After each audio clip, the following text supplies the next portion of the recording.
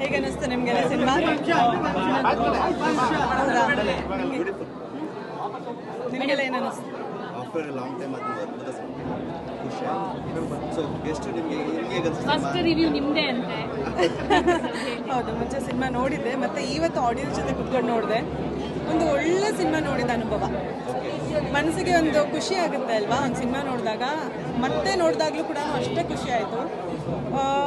ಇಂಥ sensible stories, ಇಂಥ sensible teams ಹೆಚ್ಚು ನಮ್ಮ ಇಂಡಸ್ಟ್ರಿಯಲ್ಲಿ ಇರಬೇಕು ಆ್ಯಂಡ್ ನಮ್ಮ ಜನ ಉಳಿಸ್ಕೋಬೇಕು ಅಂತ ನಾನು ಕೇಳ್ಕೊತೀನಿ.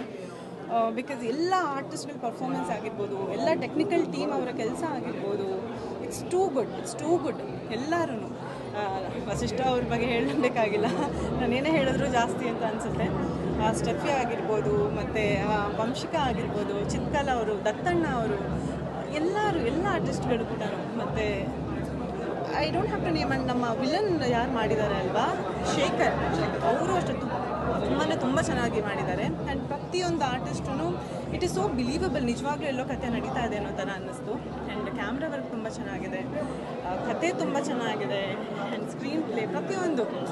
ಅಂದರೆ ಇಂಥ ಒಳ್ಳೆ ಸಿನಿಮಾಗಳು ಬಂದಾಗ ಉಳಿಸ್ಕೊಂಡು ಜನ ಒಬ್ಬರಿಂದ ಒಬ್ಬರಿಗೆ ಹೇಳಿದಾಗ ಸಿನಿಮಾ ಚೆನ್ನಾಗಿದೆ ಅಂತ ಎಲ್ಲರೂ ಬಂದು ನೋಡ್ತಾರೆ, ಸಿನಿಮಾನ ಗೆಲ್ಲಿಸ್ತಾರೆ. ಆವಾಗ ಇಂಥ ತಂಡಗಳು ಇನ್ನೂ ಒಳ್ಳೆ ಸಿನಿಮಾಗಳನ್ನ ಮಾಡ್ತಾರೆ.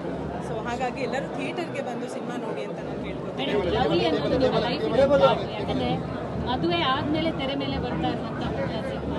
ಸೊ ಹೆಂಗೆ ಖುಷಿ ಆಗ್ತಾ ಇದೆ ಅಂದರೆ ಯಾವಾಗ ನೋಡುವಂಥ ವಸಿಷ್ಠ ಸಿನಿಮಾಗೂ ಈಗ ತುಂಬ ಡಿಫ್ರೆನ್ಸ್ ಇದೆ. ತುಂಬಾ ಖುಷಿ ಆಗ್ತಾ ಇದೆ. ಇನ್ಫ್ಯಾಕ್ಟ್ ನನಗೆ ಅವರ ಇಂಟ್ರಡಕ್ಷನ್ಗೆ ಜನ ರಿಯಾಕ್ಟ್ ಮಾಡಿದ್ದು ನೋಡಿಬಿಟ್ಟು ಹ್ಯಾಪಿ ಟಿಯರ್ಸ್, ಅಂದರೆ ಆನಂದ ಬಾಷ್ಪನೇ ಬಂತು. ನನಗೆ ತುಂಬಾ ಖುಷಿ ಆಯಿತು. ನನಗೇನು ಅನ್ನಿಸ್ತು ಗೊತ್ತಾ, ನಮ್ಮ ಇಂಡಸ್ಟ್ರಿಯಲ್ಲಿ ಕಮರ್ಷಿಯಲ್ ಹೀರೋಗಳು ಇದ್ದಾರೆ, ಮತ್ತು ಮಾಸ್ ಹೀರೋ, ಕ್ಲಾಸ್ ಹೀರೋ ಅಂತ ಕ್ಲಾಸಿಫೈ ಮಾಡಿದ್ದಾರೆ. ಬಟ್ ಸೆನ್ಸಿಬಲ್ ಆಗಿ ಇದೆರಡನ್ನೂ ಬ್ಲೆಂಡ್ ಮಾಡಿ ಮಾಸ್ ಮತ್ತು ಕ್ಲಾಸ್ ಎರಡೂ ಆಡಿಯನ್ಸ್ನೂ ಕೂಡ ರಂಜಿಸುವಂಥ ಒಂದು ಆ್ಯಕ್ಟರ್ ನಮ್ಮ ಕನ್ನಡ ಇಂಡಸ್ಟ್ರಿಗೆ ಸಿಕ್ಕಿದ್ದಾರೆ ಈ ಸಿನಿಮಾ ಮುಖಾಂತರ ಅಂತ ನಾನು ಹೇಳೋಕ್ಕೆ ಇಷ್ಟಪಡ್ತೀನಿ. ಸೊ ನಾನೊಂದು ಆರ್ಟಿಸ್ಟ್ ಆಗಿ ಅಥವಾ ಒಂದು ಪ್ರೇಕ್ಷಕಿಯಾಗಿ ನಾನು ವಸಿಷ್ಠ ಸಿಂಹ ಅವ್ರನ್ನ ಆ ರೀತಿ ನೋಡೋಕ್ಕೆ ಇಷ್ಟಪಡ್ತೀನಿ. ಮೇಡಮ್, ನೀವು ಒಟ್ಟಿಗೆ ಸಿನಿಮಾ ನೋಡಿದ್ರಿ, ಲವ್ಲಿಯಲ್ಲಿ ನೀವು ಕೂಡ ಶೂಟಿಂಗ್ ಹೋಗ್ತಾ ಇದ್ರಿ. ಬಟ್ ನಿಮ್ಮಿಬ್ಬರ ಕಾಂಬಿನೇಷನಲ್ಲಿ ಯಾವಾಗ ಸಿನಿಮಾ? ಒಳ್ಳೆ ಕತೆಗೋಸ್ಕರ ಹುಡುಕ್ತಾ ಇದ್ದೀನಿ ನಾನು ಕೂಡ.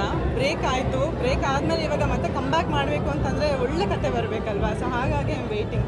ತುಂಬ ಒಳ್ಳೆ ಕತೆ ಇದ್ದರೆ ಬನ್ನಿ, ನನಗೆ ನರೇಟ್ ಮಾಡಿ, ಆದಷ್ಟು ಬೇಗ ಕೆಲಸ ಮಾಡ್ಬೋದು. ಸೊ ಲವ್ಲಿ ಅನ್ನುವಂಥದ್ದು ಒಂದು ಗಂಡ ಹೆಂಡತಿ ಅಥವಾ ಲವರ್ಸ್ ಅಥವಾ ಒಂದು ಫ್ರೆಂಡ್ಸ್ ನೋಡುವಂಥ ಕತೆ.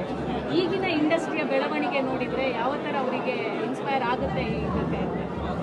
ಅದೇ ಇವಾಗಿನ ಬೆಳವಣಿಗೆಗಳು ನೋಡ್ತಾ ಇದ್ದರೆ ಐ ಥಿಂಕ್ ಎಲ್ರಿಗೂ ಇದು ಒಂದು ಇದು ಟ್ರೂ ಇನ್ಸಿಡೆಂಟ್ನ ಇಟ್ಕೊಂಡು ಮಾಡಿರೋವಂಥ ಕತೆ ಹೌದು. ಬಟ್ ಈ ಸಿನಿಮಾ ನೋಡಿದಾಗ ಪ್ರತಿಯೊಂದು ಗಂಡು ಹೆಣ್ಣು ಓಕೆ, ನನಗೆ ಈ ರೀತಿ ಒಂದು ಬಾಯ್ ಫ್ರೆಂಡ್ ಬೇಕು, ಅಥವಾ ಈ ರೀತಿ ಒಂದು ಗಂಡ ಬೇಕು, ಅಥವಾ ಇಷ್ಟೇ ನನ್ನ ಪ್ರೀತಿಸುವಂಥ ಒಂದು ಹುಡುಗ ನನ್ನ ಲೈಫಲ್ಲಿ ಬರಬೇಕು, ಅಥವಾ ನಾನು ಹೀಗೆ ಬದುಕಬೇಕು, ಹೀಗೆ ಬದುಕಬೇಕು ಅಂತ ಪ್ರತಿಯೊಬ್ಬರು ಅನ್ಕೋತಾರೆ. ಸೊ ಇವಾಗ ನಡೀತಾ ಇರೋ ಘಟನೆಗಳಿಗೂ ಅಥವಾ ಈ ಸಿನಿಮಾಗೂ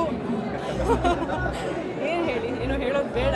ಬಟ್ ಎಲ್ಲರೂ ಬಂದು ಸಿನಿಮಾ ನೋಡಲಿ. ಮೇ ಬಿ ಇದು ಕೂಡ ಎಲ್ಲರ ಜೀವನಕ್ಕೂ ಇನ್ಸ್ಪೈರ್ ಆಗಲಿ, ಎಲ್ಲರ ಲೈಫು ಚೆನ್ನಾಗಾಗಲಿ ಅಂತ ನಾನು ಹೇಳಕ್ಕೆ ಇಷ್ಟಪಡ್ತೀನಿ.